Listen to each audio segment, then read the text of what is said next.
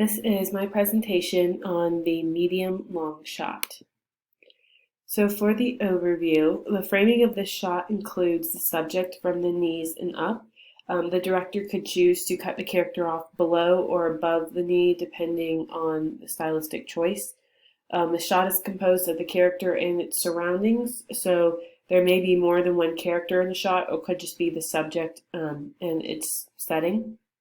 There were no significant disadvantages or problems with this shot, and it can be used for capturing both emotion and body language.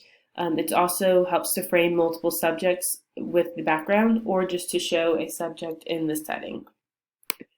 The movie example I use is a shot from Wonder Woman, directed by Patty Jenkins, and the scene is very short, so I wanted to give you a chance to see the shot first. You can tell she's cut off above the knees here, but you can see her background and her facial expressions. Here is the scene.